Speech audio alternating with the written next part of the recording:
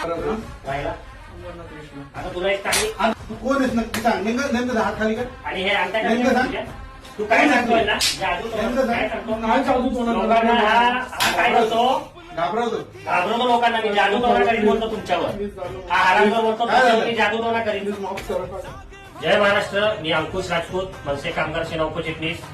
आपल्या एक मनसेच्याच कार्यकर्त्याला एका ग्रुपला मेसेज आला की आम्ही लोन काढून देतो आणि त्या कार्यकर्त्याने या महाशयांशी संपर्क साधला.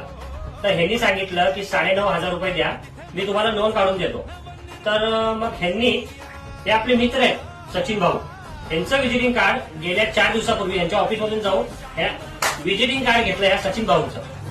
आणि आपल्या कार्यकर्त्याला सांगतात हे सचिन भाऊ आमचे सर आहेत, ते लोन काढून देतात. तुम्ही माझ्या नंबरवर पर्सनल माझ्या नंबरवर जीपे करा, मी तुम्हाला लोन काढून देतो.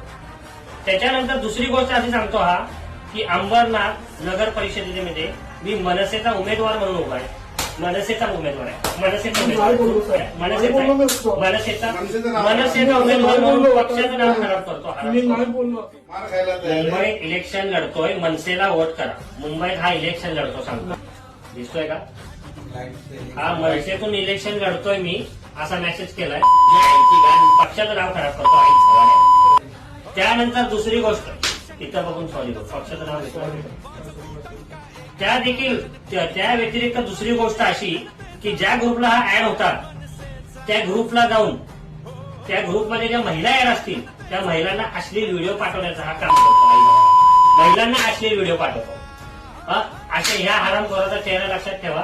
हा बदलापूर अंबरनाथ मध्ये राहतो की कुठल्याही अशा हरामखोर लोक मनसे या पक्षाचं नाव घेऊन तुमच्याकडनंही कुठल्या प्रकारची फसवणूक करण्याचा प्रयत्न करत असेल आणि एखादा कार्यकर्ता किंवा एखादा माणूस असा मी मनसेवाला सांगत असेल तर त्याला पहिला स्थानिक मनसेच्या पदाधिकाऱ्यांना कॉन्टॅक्ट करून पहिला खरंच हा मनसेचा पदाधिकारी आहे का समज घ्या. कारण की हा तर बनावट नाही माझा, आता कुठला पदाधिकारी नाही. तरी सगळ्या लोकांना सांगतो मी मनसेचा कार्यकर्ता आहे, मी इलेक्शनला उभा राहणार आहे अंबरनाथ नगर परिषदेतून. त्याची लायकी आहे का उभा राहण्याची? हा उमेदवार आहे का? तिथून त्याला स्थानिक पोलीस स्टेशनला आम्ही जमा करत आहोत. योग्य ती कारवाई पोलिसांना देखील माझं सांगणं आहे योग्य ती कारवाई याच्यावर करावी. काय द्यायचा तो समज आम्ही दिलेला आहे. तुम्हाला सर्व नागरिकांना देखील एक आव्हान करतो मी की कुठलाही व्यक्ती तुम्हाला सांगत असेल लोन काढून देतो पैसे भरा, खरंच सांगतो कुठल्याही नागरिकांकडे पैसे भरू नका. तुमचे नातेवाईक असतील किंवा ओळखीचे असतील कोणाकडे पैसे भरू नका. कुठल्याही प्रकारचं लोन तर भेटणार नाही आहे, ते पैसे देखील तुमचे जातील.